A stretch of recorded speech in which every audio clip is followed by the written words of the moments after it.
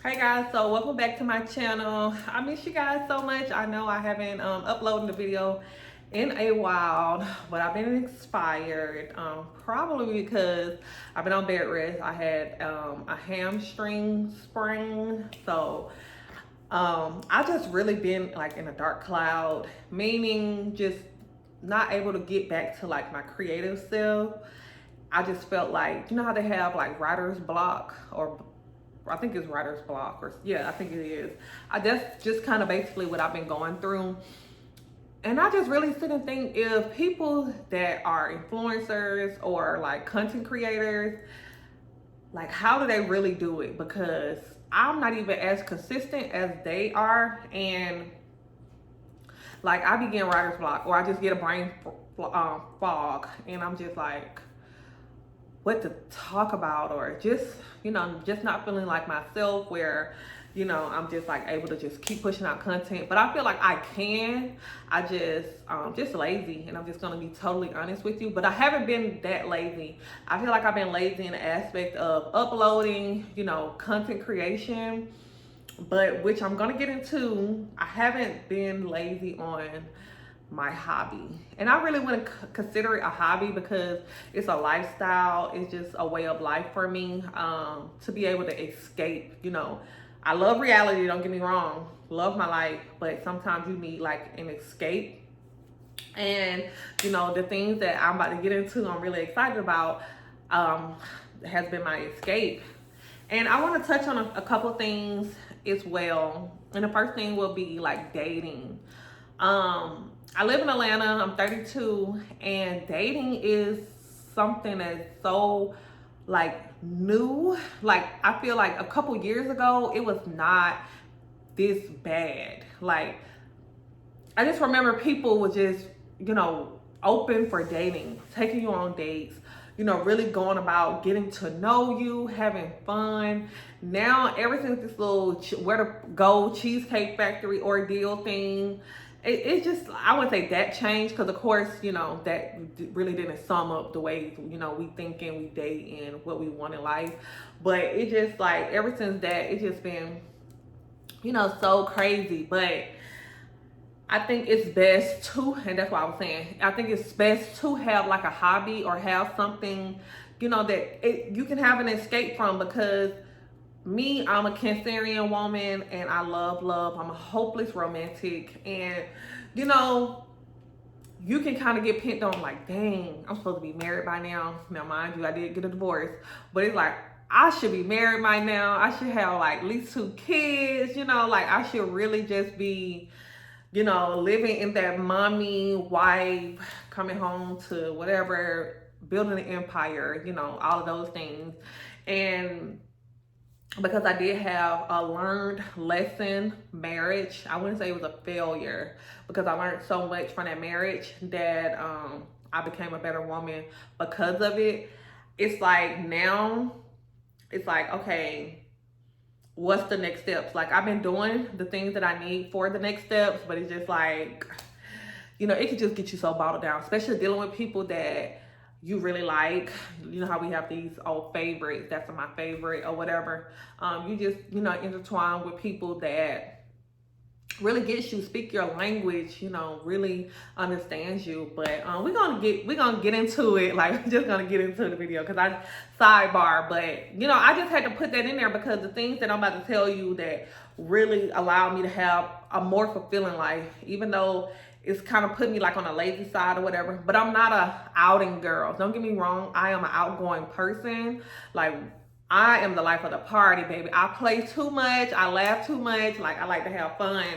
And all my friends will tell you, like, Ashley play too much. So it's not that I'm just a homebody. Like I just really enjoy being at home, doing things in the house, And I have to force myself to go out and do things as well.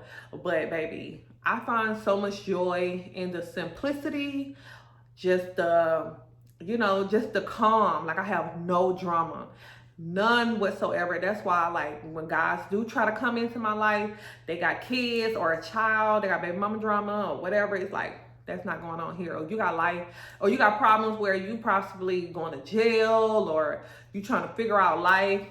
and you come over here and you feel like, oh, this is heaven. I've had I had a guy say like this is like his safe haven, like this safe place. And it's because simply, you know, it's very inviting. It's very homely. Like I feel like I'm a homely type of woman. Like when I get into an apartment, it has to be set up homey vibes. Like I have to have every little intricate that, you know, you need that makes you like, oh, I need this or this, like to really sum it up to make it seem like, you know, it's a home or whatnot. But we're going to get into it. We're going to get into it. So I've been on my saving, my financial literacy journey, just like, okay, I've had bad issues with money before. I'm not quite where I want to be, but it has gotten a lot better. And I want to say thanks to this book, Get Good with Money.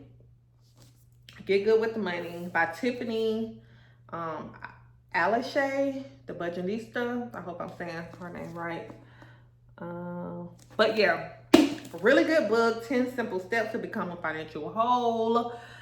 It's just so much. Like it has been so much. I feel like it's step by step, but it gets to a point where for me it's just like, okay, when you get to the step of having $1,000, you know, emergency fund, just having $1,000, you know, that you don't touch. This just having 1,000. Then it gets to a point having 3 months worth of income that you bring in. You have to have 3 months, then it gets to 6 months.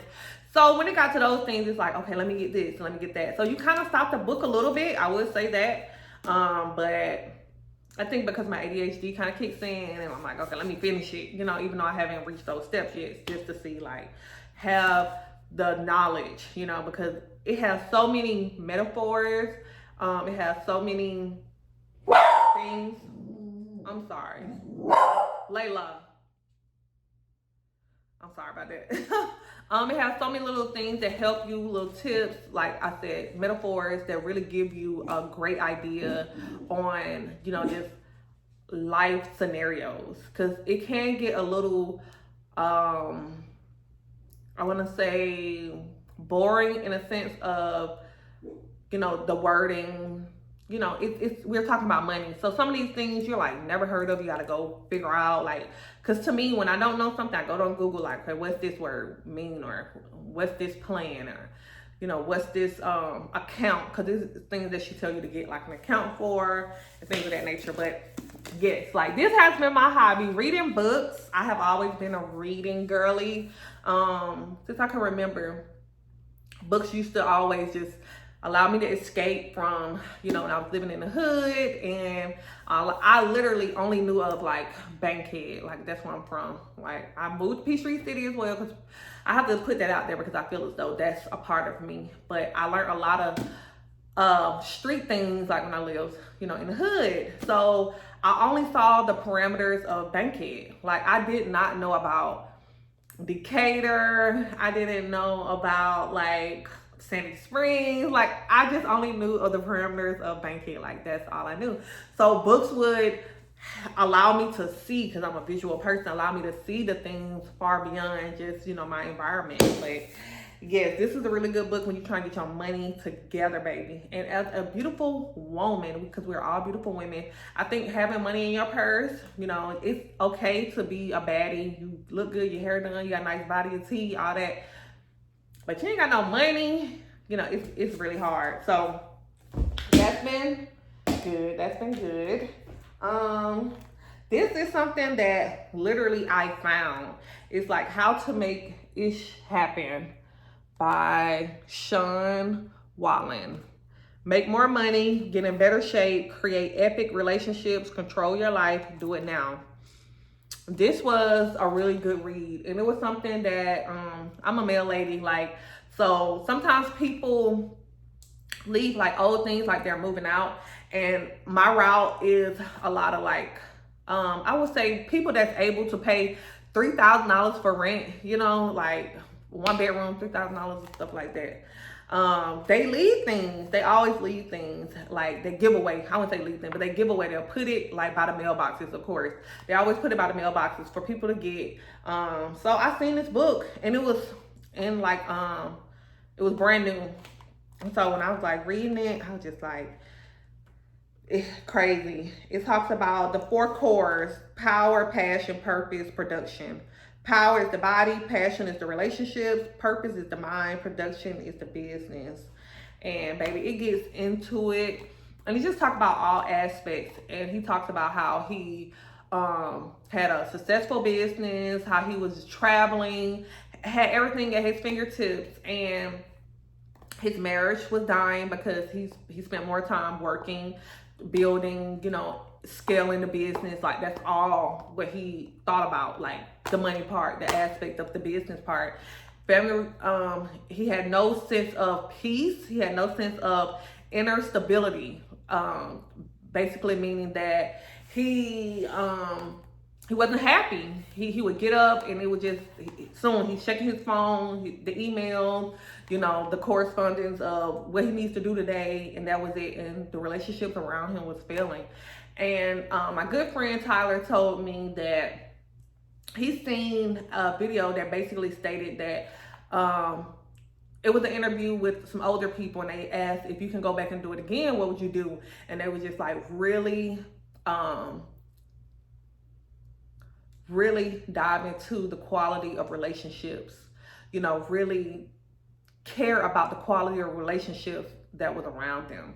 The money doesn't matter. When you get older, you see things in a different perspective. It's really about the people that are around you. And don't get me wrong, it's about the people around you that you can take care of and help, because at the end of the day, money provides you to live a certain type of lifestyle. So you're able to do things for people, take them to see different things. And but at the end of the day, it was just about quality of life. And so, he just really, and he showed that all of that didn't matter. He started back from scratch, but he did it totally differently, because he ended up getting a divorce. Kids were separated, and they had to deal with that whole ordeal, and that really what hurted him to the core. So the core of who he was he wanted that family aspect. But, when you get involved so much in it that you only, the dopamine of getting the money, seeing the money, deposits and all of those is what gets you excited, and you kind of get away from, the success. I mean, the happiness and all of that. But that's what this book is right here, How to Make Ish Happen, the little glare. But yeah, so that was one that I read. All marketers are liars / tell stories. I haven't really got all the way into this book. It's boring. It is. And I thought it would help me but it's a good read. I think my ADHD just really plays with me when it comes to certain things. Because if things are too boring, or too literal, and I only got this book because I wanted to learn more about marketing, to sell my ebooks, to get passive income, the things that I'm trying to aspire to do. And I feel like this would be a good read, but it really didn't gravitate towards me. But I'm gonna finish it. It's really good. I can't say too much about it, but it is, like I said, it's boring. The Underground Classics that explain how marketing really works and why authenticity is the best marketing of all.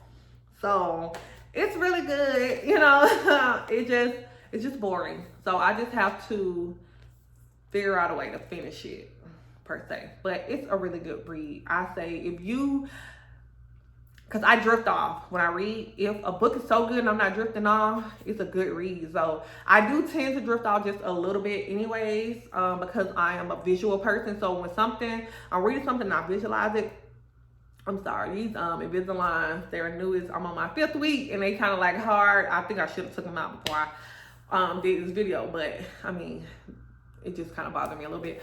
But if you don't drift off or things of that such, this will be a good book. Like I said, I'm gonna finish it. I just don't have too much to say, but it was really good. In the beginning, it was just talking about, it had real life scenarios, so that was a good thing about it. But I wouldn't tell nobody not to get it or whatnot. Second best, The Alchemist. The Alchemist by Paulo Coelho. I'm sorry. But yeah, This was a really good book. It it was so good where you know how in movies you transition from like retrospect, like you're talking about the past, and you know in a movie how they can show you, and you know it's certain things where it's like it looks older or the person is younger, or you know things of that sort of give clues that this is going back in time. Baby, when I tell you if a book can do that and you know that it's like they have reverse time, like they're showing you like what happened without saying it. This book here did that. Like, and that's how I knew. I was like, oh yeah, this is a good book. Actually, I was highlighting things. Like I was highlighting things. That's how you can tell it was a good book. I don't want to give too much about this book right here. Because I want you to read it. Like, but it is so empowering to see. That's good. To see the world. No. To see past the trees. Like, you know how people say, like, you looking at the trees and not the forest. Yeah, that's what it is. That's how you say it. You're looking at the trees and not the forest. You know, you have to look beyond what's presented. Because a lot of times you get tricked out your spot because you're looking at what's presented right in front of you instead of the whole picture, you know? And I think life has a lot of those things that we kind of get tricked out of. Like a lot of times I'm sitting right here like, dang, you know, I'm trying to make 8K a month and this and that, and this is what I want. I want my books to sell out. Like I want these because like, you know, I'm a creative book writer or creating books. Like that's what I do. Ebooks, workbooks, mainly like workbooks or things because I like interactive things where I feel like if I read something, I want to be interactive with it. Because I feel like when you read something, do you really comprehend it? And the only way to really comprehend it is questions about what has happened. And so if a book has like a workbook or something that you can answer questions to, like in a back or whatever, that I'm going to show you that this other book has, it allows you to really comprehend what you are reading. Because sometimes you can just be reading the book. Like, are you really comprehending it? You know? So this book is just... it really just it really allows you to see the forest, and you would gain a greater sense of who you are, people around you as well, how people move. It's a good book. It's a good book. So if you guys are into reading, this is another The Alchemist. Okay. So I'm gonna save the best for last. This is the one before the last. And this is something like I'm sorry. Is this the Religious Trauma Survivor Guide? Yeah, and it's by Anna Clark Miller. And this is a workbook. It's like what stood out to you in the learned helpfulness inventory. Ooh, I'm sorry. Like stages of trauma recovery, deconstruction, safety, and anatomy. Remembrance plus reframing, self-understanding, healthy relationships. And it's like addressing cognitive denouncings, creating a lifestyle of psychological safety, telling and validating your story, getting to know yourself authentically, reimagining how you relate to others, or reimagining how you relate to others. It's great. You know, it's an interactive book. Like it has, but it do have, I think the religious part of it is just no matter what religion you are, it doesn't specifically talk about like let me see, it just talk about spiritual, or it's a religious. It don't really say like God, Buddha, atheist, like Allah, you know, all of those gods. It don't really go specifically to that. It just talks about that, and it just goes into your trauma, and if you're really trying to heal like that inner child that has a lot of trauma. Like I think we all, I know we all have childhood trauma because our parents was only doing the best they knew how. So it's same for us. If you're a mother, if you're a father, like if you're a parent, you're only doing the best you know how to do because there's no manual. You don't know like what type of kid you're gonna get. People kill me when they say like, oh yeah, I'm gonna have my kid do this and that. And it's just like your kid may come out, they have their own personality. They may want to do something totally opposite, and you have to be okay with that. So I think as parents, that's where, you know, the conflict happens when something you perceive that you want for your child or how you want to raise your child, and then they are a totally different personality type. So, you know, that's where it goes from. So I think that we all have dealt with that in life, not from that aspect, but just trauma in general. From, like I said, our parents just trying the best that they knew how. So it wasn't a manual for them, and it came with some trauma, especially back then. I mean, I feel like if you're 25 and up or whatever, you know, technology, life, just everything is so different now. And just like the kids that are being raised now, coming from something totally different, where you got shades on that's telling them, hey Meta, translate this for me, or hey Meta, take a picture, and these are glasses.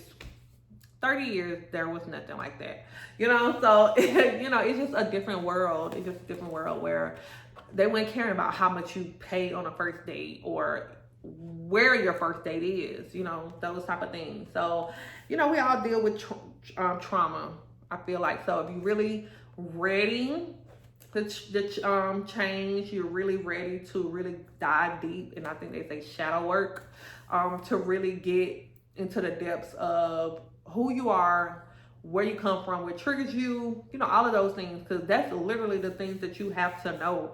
Because if you don't know what triggers you, you don't know what type of surroundings to not put yourself in, or what type of personality types that offer that triggering, you know, because certain personalities, you know, you just headbutt a lot, or, you know, you guys don't speak the same type of language, and that's okay. You don't have to hate them, but you got to also know that, hey, I'm not where I want to be in life to deal with that personality trait, because you're not in a open or receptive, you know, mode. You just kind of like, and it's okay to challenge everything, but it's like, if you don't know what you're talking about, like, you just chill, you know. And I think it's a lot of people out here, they just think they know everything. You can't tell them nothing. They're not open to learning. They're not open to, they're just not open. But yeah, this is a really good read as well. My favorite, The Seat of the Soul by Gary Zukav. Yeah, I believe this right here, babe. And I'm not even finished. That's what I'm telling you, like, but it's my fave already. I'm only in the third chapter. Like, only in the third chapter. And when I tell you, this is a great read, and I got 3 other books that I've been recommended to read, and I think they're gonna probably be on the same genre as this. But it's basically, The Seat of the Soul will change the way you see the world, interact with other people, and understand your actions and motivations. Gary takes you on a thrilling tour of the new human evolution, requiring each of us to make the values of our soul our own. Harmony, cooperation, sharing, and reverence of life. Listen, I'm only in the 3rd chapter, and it's been the heart, reverence, heart, reverence, and evolution. So good. It just really sits you down and makes you think, makes you see things from a different perspective. And it talks about different personalities. He looks at things from a personality, like, you are a personality, I'm a personality, she is a personality. It's not Susan or Jeffrey or John. Like, it's not that. He looks at it solely like personality, and this person has they have, you know, they're this, they sum up as that, and it just makes you